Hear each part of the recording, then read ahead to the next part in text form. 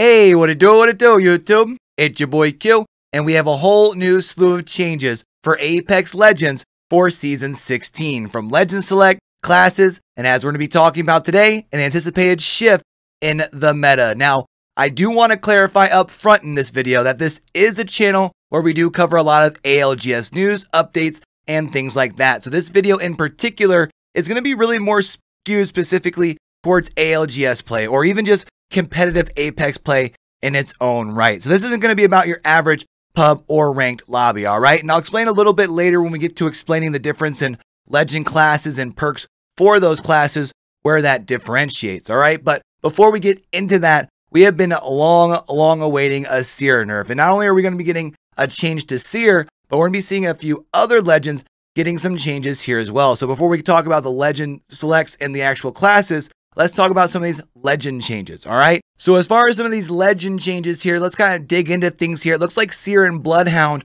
are designed to hit the scan meta in Apex Legends. So with both of these two here, they're going to be getting a reduction in their scan frequency. As far as for Seer, there's now actually going to be a charge up time for the heartbeat sensor, which is pretty cool. I think a lot of people who had been talking previously about, really fair and honest ways to balance out the heartbeat sensor, I think that was part of it. Now, also, you will notice that's in the notes here. It also shows that it's going to be more audible, meaning that other players may actually be able to hear when the Seer is using those scans. Meanwhile, as far as in the Bloodhound, the big thing that you're going to be seeing changed for that, the ultimate no longer refreshes the charges, but instead of getting refresh charges for your scan, it does look like you're going to get a new reveal mechanic. It looks like it's saying a white raven that's going to fly towards your closest enemy, which is pretty darn cool, if you ask me.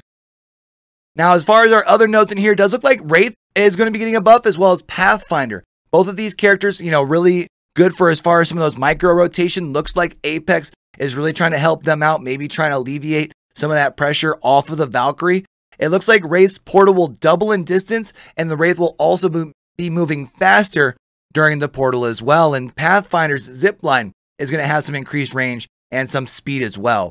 Few other things it looks like that are going to be changing. Horizon's gravity lift is going to be going higher, but now we're going to be having a little bit of that decreased aim. Shouldn't be a surprise for people, because we did see that kind of come in as an, I don't know if it came in early or if it was unintentional and they kind of like some of the changes. We did see that actually implemented in the game and quickly removed here, like just a couple of weeks ago, but it looks like that will be here to stay. You're just going to be going a little bit higher on those gravs lifts. Now, for Mirage mains out there, if you're still living in the Apex Legends sphere, you're going to love this. You're not only going to be invis when you go for those revives now, but actually both you and the player that you revive are going to be invisible for just a couple of seconds afterwards, maybe making for some cheeky saves and things like that. You can go in for those revives, get out. The only downside is you're not going to have your weapon. The minute you draw your weapon, you do get revealed, but still makes for some fun plays here. And it looks like as far as the last legend that's going to be getting some changes here, looks like it's going to be the Lifeline. Of course, Lifeline got some nerfs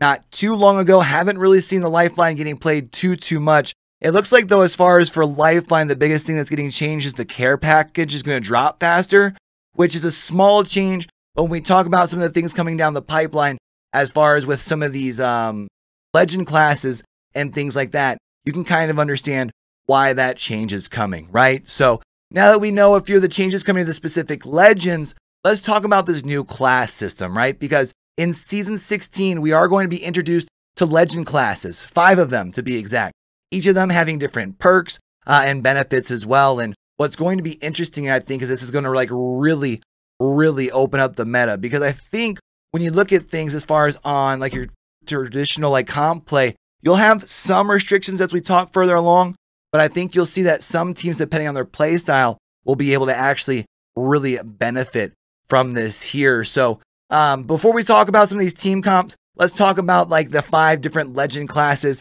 their perks, and which of these legends kind of fall underneath these things here. All right. So of course, the first one is going to be the Assault class. It's basically meant for combat utility and initiation. The legends that are left under this are going to be Bangalore, Ash, Fuse, Mad Maggie, and Revenant. All right.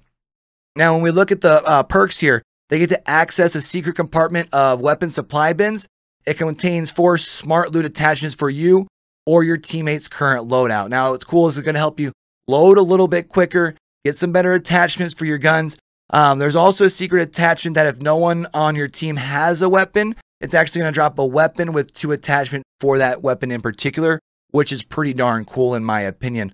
Also, you'll notice that a minimum tier for the attachments coming out of these extra compartments for the assault characters is going to be rare, which is really big. It means you're going to be, again, able to stock up, load out a lot quicker as well. Another thing as far as these assault classes is they're going to be able to carry more ammo per ammo stack. Light, heavy, and energy ammo can stack 1 extra, whereas shotgun and sniper ammo has reduced extra stack. I'm guessing like, I don't know what, maybe a half of a regular stack or something like that. We'll have to see what gets implemented when it actually goes live, but that's as far as for the assault class there. Now, one of our other classes is going to be the skirmisher. Now, as it says here, it's good for combat mobility and escape. All right, so your legends for this are going to be your legends of Wraith, Valkyrie, Octane, Horizon, Mirage, and Pathfinder. So a lot of your people who can kind of give you some rotation, get you out of dodge, get you some movement, right? Now, some of the perks that you get here as far as for your skirmishers, they can spot incoming care packages to see highest value contents in them. They can actually see that while they fall, or they can even see it while it's on the ground from distance. What's also kind of nice is it looks like you get an indicator when another team does take the packages from that. So that's pretty nice here. I think this is going to be something that we'll see quite a few people using. I don't think it'll be so much for the fact of the actual like perks, although I think it is a nice benefit. But when you look at some of the characters that are in this, your Valkyrie, you know, and some of your other rotational characters, I'll be curious to see if Wraith gets picked up more now that you have twice the portal. Maybe for some of your edge teams, I'm not 100% sure. I still think Skirmisher gets picked up a lot because of that Valkyrie though, right? Now our third class here, it looks like it's going to be Recon. Recon's going to be for enemy intel and tracking. These legends are going to be your Bloodhounds, Cryptos, Seers, and Vantages. Now, they're, I'm not going to lie, I kind of hope this gets changed just a little bit because they're going to be able to use basically what looked like the old survey beacons, and it reveals all enemy positions on the map, mini-map, for 30 seconds. 30 seconds. That's a long time. Now, I'm guessing it's going to be something where you can only scan one beacon once and maybe a timing in between the two, but 30 seconds, that's a long time. It makes sense, though, when you go back to some of the things, again, why Bloodhound no longer on the ult gets multiple scans, and, of course, obviously making it so the Seer can't track quite as easier. You still have the ability to scan these beacons, and, again, I don't know, man, 30 seconds, that seems like a lot of time. We'll have to wait and see how that feels actually in play, but I think we'll see a lot of people using that Recon here. I mean, you can even see as far as with the map how it would look like in practice. I feel like it's a lot of information to be giving people, especially in the competitive realm right now. The question becomes, how important is that for your ring teams, your zone teams, stuff like that? I don't know. We'll talk about it here in a minute. But as far as our fourth class that we've got thus far, that's going to be your controller. Those are your area setup and control. So your legends like your Caustic, your Watson, your Rampart, your Catalyst, right? The big thing that they get to use as far as their perk, these are going to be what were your old beacon characters. These are the people who can use these new ring locators, and they'll be able to locate where the next ring is. Now, this is interesting because you'll notice that this is only 4 characters here. Again, Caustic, Watson, Rampart, Catalyst. We've seen a lot of teams in ALGS really starting to try and play around with Catalyst over the course of this last split. Of course, you have the ability to block some LOSs. I think could also pair very, very well with Valkyrie if you're trying to be able to create some little walls to be able to feel a little bit more comfortable in order to be able to use your skyward dive, right? You also have the ability to lock up inside of buildings a little bit more with that Catalyst as well. I think with this change here, don't be surprised if we see a lot of teams in ALGS next split really trying to bring out the Catalyst, and I'm really, really excited for it. Now, the fifth and final class here, it's a class that I think we'll see a lot of in ranked and maybe pubs. Probably not so much, I would imagine, as far as an ALGS, but that's going to be the support role for team survival and supply, right? So these are going to be your Lifelines, Lobas, Gibbies, and Newcastles. Now, a couple of the perks here is they can craft ally banners even if they're expired, which is actually pretty cool. The only thing that, again, that's why I think ALGS this wouldn't be so big. How often are you really going to be doing that? Maybe early on, but once it's so late, it's so hard to be able to get to a crafter, be able to get those banners. It would be cool, but then of course, obviously you still need to be able to get the respawn as well, right? And that could be a challenge. A couple of the other things here though, that you will see helps as far as with the support, you get access to secret compartments on the blue bin. So just like we had seen earlier with the assault class, gets the access to those weapon bins, you're going to be able to get them in those supply bins. So the compartment has increased chances for like larger health kits, so those shield batteries, those med kits, as opposed to just the cells and the syringes. They also have survival item logic, increased percentage of heat shields when outside the ring, and increased percentage of mobile respawn beacon if carrying a teammate's banner. So I'm curious here. Obviously, it helps you get the mobile respawn if you have a banner. The one thing I'm really curious about is it talks about the increased chances of heat shields when outside the ring. Because, of course, obviously with ALGS, there is no use of heat shield. I'm wondering if with the fact that a class now has this built in, is this a mechanic where they're contemplating bringing in heat shields or not? If they do, maybe support becomes a little bit more viable for some of those teams trying to play on the outside. But I just don't think when we talk about, at least as far as for ALGS and competitive Apex, I don't really see too much use as far as for the support class. Obviously, there are a few nice things, but I think when we talk about some of the benefits of some of your other classes, right? And I think, you know, if you talk about some of your edge teams, maybe you see them running a little bit more assault over skirmish, right? Or maybe assault over, let's say, recon, or maybe assault over controller, because obviously they don't need to know where the next ring is. They just need to know where the current ring is in order to hunt some people down.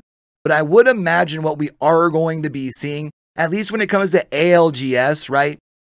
I think we're going to be seeing a large mixture of skirmisher, recon, and controller. And the biggest reason, obviously, is skirmisher has all of your rotations, right? And even though we do see some of the increases to Wraith, to Pathfinder, I think we're still going to see a very, very high pick rate of that Valkyrie. It's just so hard to be able to top the ability to rotate that far. And not just that, but while you're in the air, you get so much information as well.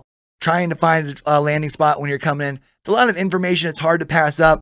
But obviously with the Valkyrie being under that category, more than likely going to be something that we see picked a lot. And man, again, if we're talking about the recons legends, having the ability to scan these survey beacons and you see everyone's outlines in their positions for 30 seconds, that is absolutely huge. And then of course the controller, we always saw how much before with the old meta, how much you wanted to have a scan legend to be able to get that information on the next ring. Of course, if there's one thing that we do know, one thing that was very much shown at ALGS, one thing that we see implemented a lot during NA Pro League play, teams rotating early, getting into that zone, getting into the best spot, really give themselves the best chances for success time and time again. So I would imagine we'll probably see a lot of controller, a lot of skirmisher. I think we'll probably see people bouncing back and forth between that recon and assault, depending on what kind of loadout they're kind of going with. Or maybe even seeing like a skirmisher recon assault for like those outer ring teams. But I'm kind of curious, what do you guys think? Some of these changes, you liking them? You loving them? You hating them? Let me know down in those comments below. And how are you guys feeling about some of the potential meta shifts? Some of the team composition changes that we're going to have. I think I am super excited. Curious to get your guys' feedback. And of course, if you made it this far in the video and you enjoyed the video, not only as those comments, but if you hit that like button, those are going to be the two things that help me out the most. Get my content in front of more people. This is a new YouTube channel, so of course, getting into that algorithm, pretty tough. But if you did enjoy the vibes, you want to make sure that you're back for, you know, weekly updates of news, updates. We do watch parties over here as well. Make sure you hit that subscribe button, turn those notifications on so we can catch you back for that next video, all right? We also get to do some interviews from time to time with some players, coaches, and, you know, people that are part of some organizations as well. So that's always fun to check out too. I'll leave a link for that up in that right-hand corner for you guys as well. All right. But until we get you guys back here for the next video or that next watch party, don't forget, with everything crazy going on in the world today, be true, be you, be sincere, game hard and love hard. All right, y'all. It's your boy Q, signing out. If you ain't show something, you just don't wanna be me, but you will